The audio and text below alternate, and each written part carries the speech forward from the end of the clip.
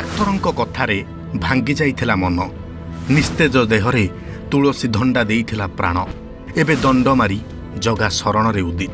ଡହ ଡହ ଖରା, ମାଟିରେ ପାଦ ପକେଇ ହେଉନି। ହେଲେ ଖରା ତାତିକୁ ଖାତିର କରିନାହାନ୍ତି ଛାତ୍ର ଜଣକ। ରାସ୍ତାରେ ଦଣ୍ଡ ମାରି ମାରି ମହାପ୍ରଭୁଙ୍କ ନିକଟକୁ ଯାଉଛନ୍ତି। ଦେଖେଣାହାରି ଯିଏ ଦେଖୁଛି ଘଡ଼ିଏ ଠିଆ ହୋଇ ଦେଖୁଛି। ଶିବ ମନ୍ଦିରଠାରୁ ଏମିତି ଦଣ୍ଡ ମାରି ଜଗନ୍ନାଥ ମନ୍ଦିର ଯାଏଁ ପହଞ୍ଚିଛନ୍ତି ଏ ବାଳକ। ତେବେ କିଏ ଏହି ବାଳକ? କ'ଣ ପାଇଁ ଏତେ ଖରାରେ ରାସ୍ତାରେ ଦଣ୍ଡ ମାରି ମାରି ଯାଉଛନ୍ତି? ମାନସିକ ଥିଲା ଏଇ ସୁରପାଳ 17 ମାନେ ଜ୍ୱର ହେଇଥିଲା ଆଉ 17 ବର୍ଷ ହେଇଥିଲା। ମୁଁ ଆସିଥିଲା କାଳିଆ ଦଣ୍ଡ ପଡ଼ିବା ବହୁତ ବିଶ୍ୱାସ। ମୟୂରଭଞ୍ଜ କପ୍ତିପଦା କାଲାଡାହି ଗାଁର ହରିଶ୍ଚନ୍ଦ୍ର ମହାନ୍ତି ଓ ସୁସଙ୍ଗୀତାଙ୍କର ଏକମାତ୍ର ପୁଅ ଉଦିତ ନାରାୟଣ 8 ବର୍ଷ ବୟସରେ ଅସୁସ୍ଥ ହୋଇପଡ଼ିଥିଲେ। ଫିଡ୍ସରେ ହାତ ଗୋଡ଼ ବଙ୍କା ହୋଇଯାଇଥିଲା। ଚେତାଶୂନ୍ୟ ହୋଇ ହସ୍ପିଟାଲ ବେଡ୍ରେ ବଞ୍ଚିବାକୁ ସଂଘର୍ଷ କରୁଥିଲେ।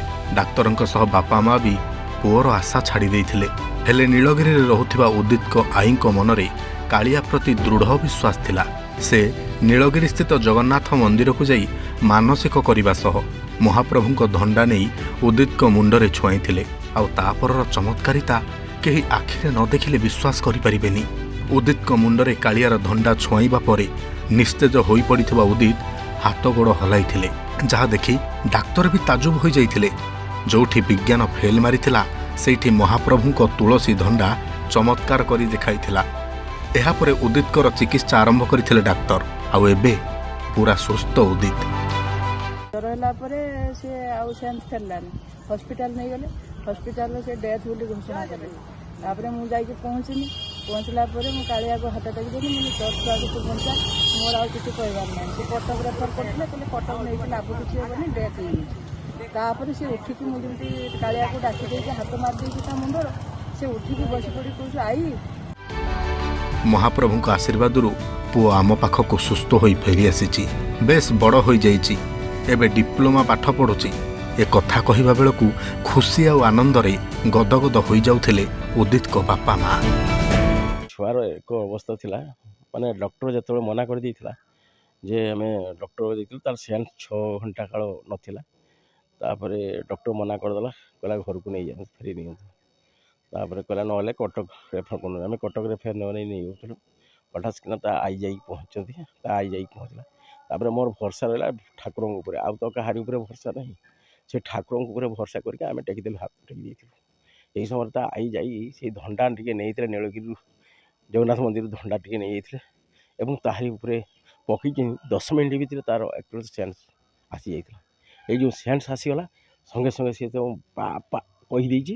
ତାପରେ ତାର ଲାଗିଗଲା ସେଲାଇନ୍ ଲାଗିଲା ସବୁ ଜିନିଷ ଲାଗିକି ଯାହା ହଉ ସୁସ୍ଥ ହେଇଯାଇଥିଲା। ତାକୁ 8 ବର୍ଷ ଯେତେବେଳେ ହେଇଥିଲା ଜ୍ୱର ହେଇଥିଲା ଟିକେ।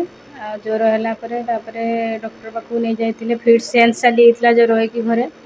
ତାପରେ ଡକ୍ଟର ପାଖକୁ ନେଇଗଲେ, ବାଲେଶ୍ୱର ହସ୍ପିଟାଲ ନେଲା ପରେ ସେଠି ଡକ୍ଟରମାନେ କହିଲେ ଯେ ନା ଆଉ ମାନେ ଛୁଆ ନାହିଁ। କହିଲେ କଟକ ନେଇଯାଆନ୍ତୁ, ନେଲେ ବି କିଛି ମାନେ ହେବନି କିଛି ତାର ଘରକୁ ନେଇଯାଆନ୍ତୁ। ତାପରେ ଏଇ ସମୟରେ ସମସ୍ତେ କନ୍ଦାକଟା କରୁଥାନ୍ତି, ଆମେ ବି ତ ବାପା ମା ହେଇକି ଆଉ କେମିତି, ଆମର ବି ପୁରା ମନର ଅବସ୍ଥା ଯାହା ହେଉଥିବ ଜାଣୁଥିବେ। ତଥାପି ଠାକୁରଙ୍କ ଉପରେ ବିଶ୍ୱାସ ଥିଲା ଯେ ମାନେ କିଛି ବି ଗୋଟେ ମିରାକଲ୍ ହେବ। ଓଡ଼ିଆରେ କଥାଟିଏ ଅଛି, ରଖେ ହରି ତ ମାରେ କିଏ। ଯାହାକୁ ଈଶ୍ୱର ଆଶୀର୍ବାଦ କରିଛନ୍ତି ଯମ ଦେବତା ବା ତାର କ'ଣ କରିପାରିବ। ଏ ପୁରା ଘଟଣା ତାର ଆଉ ଏକ ନିଚ୍ଛକ ଆଉ ଜ୍ୱଳନ୍ତ ଉଦାହରଣ ମାତ୍ର। ନୀଳଗିରିରୁ ବ୍ରଜକିଶୋର ପାଣିଙ୍କ ରିପୋର୍ଟ, ପ୍ରମେୟ ନ୍ୟୁଜ୍ 7 ଡିଜିଟାଲ।